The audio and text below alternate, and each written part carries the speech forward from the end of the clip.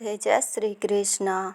श्रीमद् भागवत गीता का 5वां अध्याय सुनने से पहले प्लीज़ हमारे चैनल को लाइक शेयर सब्सक्राइब जरूर कर ले। तो चलिए जानते हैं। अर्जुन ने कहा, हे कृष्ण, तुम कर्मों के त्याग का भी उपदेश देते हो और फिर कर्म करने के लिए भी कहते हो। अब इन दोनों में जो श्रेष्ठ हो उस एक बात को निश्चय करके मुझसे कहो। यह सुन श्री कृष्ण बोले, हे अर्जुन, कर्म का त्याग और कर्म का पालन ये दोनों ही कल्याण करने वाले हैं। इन दोनों में कर्म संन्यास से कर्म योग श्रेष्ठ है, अर्थात कर्म करते करते चित्त के शुद्ध होने से संन्यास होता है। हे महाबाहो, जो प्राणी ज्ञान की ऐसी बात को समझने वाला सन्यासी है, जो न तो किसी से द्वेष करता है और न किसी बात की इच्छा करता है, ऐसे पुरुष ही बंधन से छूट जाते हैं। हे अर्जुन, अज्ञानी ही सांख्य और योग को अलग अलग कहते हैं। पंडित कभी ऐसा नहीं कहते। जो इन दोनों में से एक में भी अच्छी तरह स्थिर हो जाता है, वह दोनों का फल पाता है। हे अर्जुन, ज्ञान से जो स्थान मिलता है वही कर्म योग से भी मिलता है। इससे जो ज्ञान और कर्म को एक ही देखते हैं, वह अच्छी तरह देखने वाले विद्वान है। हे महाबाहो अर्जुन, बिना कर्म योग संन्यास को पाना कठिन है और कर्म के करने वाले मुनिजन कर्म करने से शुद्ध चित्त द्वारा शीघ्र ही बराह को प्राप्त हो जाते हैं। हे अर्जुन, जो कर्म योग से युक्त है, अर्थात कामना त्याग करके काम करते हैं, जिनका चित्त शुद्ध है, जिन्होंने अपनी आत्मा और इंद्रियां जीत ली है और जो अपनी आत्मा को संपूर्ण प्राणियों की आत्मा से भिन्न नहीं मानते हैं, तो भी उनमें लिप्त नहीं होते हैं। हे अर्जुन, कर्म से मुक्त तत्वज्ञानी लोग देखते हैं, सुनते हैं, स्पर्श करते हैं, सूंघते हैं, चलते हैं, सोते हैं, श्वास लेते हैं, तो भी यही जानते हैं कि मैं कुछ भी नहीं करता हूँ। वे बोलते हैं, छोड़ते हैं, ग्रहण करते हैं, आँख खोलते हैं, बंद करते हैं, परंतु यही समझते हैं कि कुछ नहीं करते। इंद्रियां ही अपने अपने विषय को बरतती है। जो मनुष्य कर्म करते हैं और उन कर्मों को बराह में अर्पण कर फल की इच्छा को छोड़ देते हैं, उन पुरुषों से पाप ऐसे लिप्त नहीं होता जैसे कमल पत्तों पर जल नहीं रहता। हे अर्जुन, शरीर, मन, बुद्धि और केवल इंद्रियों से योगी जन फल की कामनाओं को छोड़कर कर्म करते हैं। वही कर्म करना चित्त शुद्धि के लिए जो फल की कामना छोड़कर कर्म करने को तत्पर रहता है, वह ईश्वर में निष्ठा रूप शांति को पाता है। और जो ईश्वर से विमुख है और फल की कामना में मन लगाकर काम करता है, वही कर्म से बंधा हुआ है।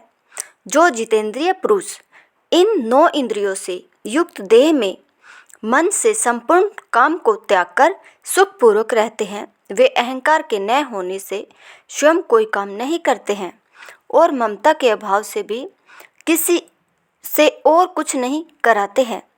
परमात्मा इस जीव के न कर्तापन का, न कर्मफल और न कर्मयोग के संयोग को बनाता है।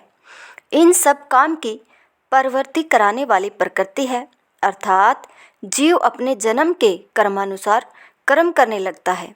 हे अर्जुन, ईश्वर किसी के पुण्य और पाप को ग्रहण नहीं करता है। इस जीव का ज्ञान अज्ञान से ढाक रखा है। इसी से अज्ञानी जीव मोह में फंसकर ईश्वर में विषम दृष्टि रखते हैं। हे अर्जुन, जिनका यह विषम अज्ञान आत्मज्ञान से नष्ट हो गया है, उनको वह सूर्य के समान प्रकाश करता है और अंधकार रूप सब दुख सुख को मिला देता है। उस परमात्मा ही में जिनकी बुद्धि है और उसी की कृपा से ज्ञान के द्वारा जिनके पाप नष्ट हो गए हैं, वे इस संसार में फिर जन्म नहीं लेते। जो विद्वान है, वे विद्या और विनय से संपन्न ब्राह्मण में गौ, हाथी में, कुत्ता और चांडाल में आत्मा को समान दृष्टि से देखते हैं, अर्थात अपने और उनमें कोई भेद नहीं मानते। जिनका मन समानता में स्थिर है,